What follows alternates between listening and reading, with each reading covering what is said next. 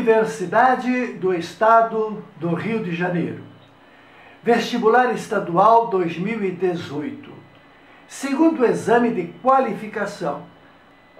A UERJ inovou nesse vestibular, fazendo uma excelente interdisciplinaridade.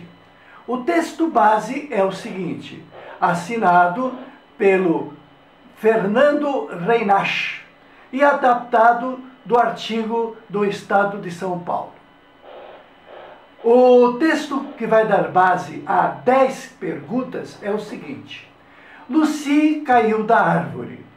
Conta a lenda que na noite de 24 de novembro de 1974, as estrelas brilhavam na beira do rio Awash, no interior da Etiópia. Um gravador cassete repetia a música dos Beatles, Lucy in the Sky, with Diamonds.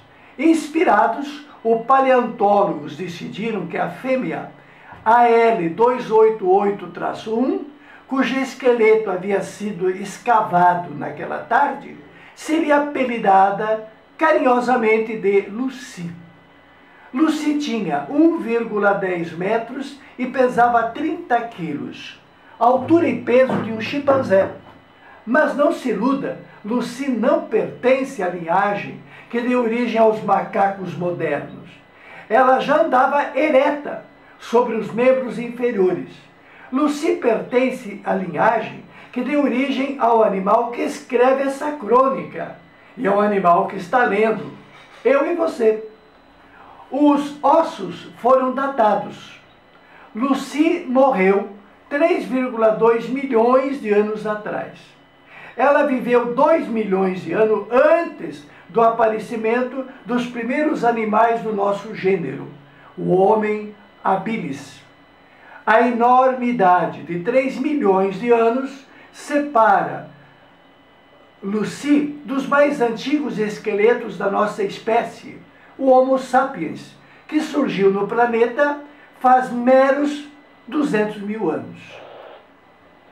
Lucy, da espécie Australopithecus afarensis, é uma representante das muitas espécies que existiram na época em que a linhagem que deu origem aos homens modernos se separou da que deu origem aos macacos modernos. Lucy já foi chamado de elo perdido, o ponto da bifurcação que nos separou dos nossos parentes mais próximos.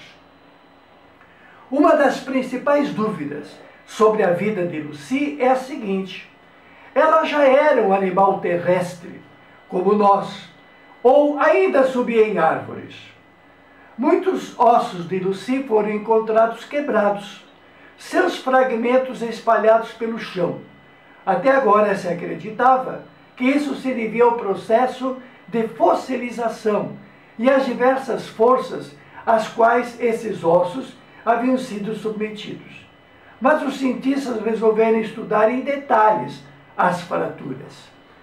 As fraturas, principalmente no braço, são de compressão, aquela que ocorre quando caímos de um local alto e apoiamos os membros para amortecer a queda. Nesse caso, a força é exercida ao longo do eixo maior do osso, causando um tipo de fratura que é exatamente o encontrado em Lucy. Usando raciocínios como esse, os cientistas foram capazes de explicar todas as fraturas a partir da hipótese de que Lucy caiu do alto de uma árvore de pé e se inclinou para frente e amortizou a queda com o braço. Esta queda de 20 a 30 metros e Lucy atingiria o solo a 60 km por hora, o suficiente para matar uma pessoa e causar esse tipo de fratura.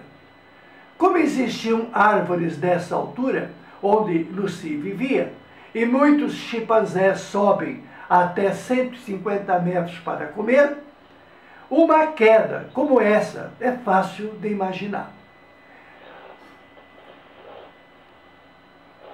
A conclusão é que Lucy morreu ao cair da árvore. E se caiu, era porque estava lá em cima. E se estava lá em cima, era porque sabia subir. Enfim, sugere que Lucy habitava árvores. Mas na minha mente ficou uma dúvida. Quando criança, eu subia em árvores. E era por não sermos grandes escaladores de árvores que eu e meus amigos vivíamos caindo, alguns quebrando braços e pernas. Será que Lucy morreu exatamente por tentar fazer algo que já não era habitual para sua espécie? Fernando Reinach. Na sequência do texto base, ainda apresentando o texto base, a árvore genealógica, a linhagem dos homens modernos. Você está aqui, ó. Você está aqui. Você é um Homo sapiens. Mas não se iluda, não se orgulhe, não. Veja esta observação, aqui onde estou apontando. A altura das barras mostra o período de tempo em que cada espécie existiu. Essa barrinha em laranja, vermelha. Pois bem, o Homo sapiens, tão orgulhoso homem que você é, tu viveu até hoje uma miséria de tempo. Isso aqui não é nada. O Homo sapiens pode desaparecer em qualquer conflito de fissão nuclear, como estamos sujeitos nesse conflito com a Coreia do Norte. Comparativamente, por exemplo, com o Australopithecus africanus, este viveu bastante tempo. Olha comparativamente o tempo que viveu o Australopithecus africanus e o tempo que nós, seres humanos, estamos vivendo. Portanto, se houver a dizimação total da espécie humana, digamos, é até compreensível. Quando os primeiros humanos modernos, Homo sapiens, surgiram na África, há cerca de 200 mil anos, é provável que outras espécies de humanos ainda habitassem o continente. Até agora, porém, os registros fósseis não traziam evidências de convivência da nossa espécie com outras mais arcaicas na região. Mas análise de restos de uma dessas espécies humanas antigas, encontradas na África do Sul, indicam que pela primeira vez que isso teria acontecido de fato. Conhecidos como Homem Naledi, eles teriam vivido entre 236 mil e 335 mil anos atrás, nessa época em que se acredita que o Homo sapiens evoluiu na África subsaariana. Segundo o pesquisador Limmerger, não podemos mais presumir que sabemos que espécie fez quais ferramentas, ou se foram humanos modernos, os inovadores responsáveis por esses avanços na tecnologia. Com base nos conhecimentos científicos atuais sobre a evolução da espécie humana, referidos na reportagem e ilustrados na árvore genealógica, identifica-se o princípio de, letra A, diversidade biológica. Realmente, o homem Naledi está vivendo numa diversidade biológica bastante intensa, aonde pegou a convivência dos mais diferentes tipos, como vemos aqui. A primeira das 10 questões, ficamos com a letra A.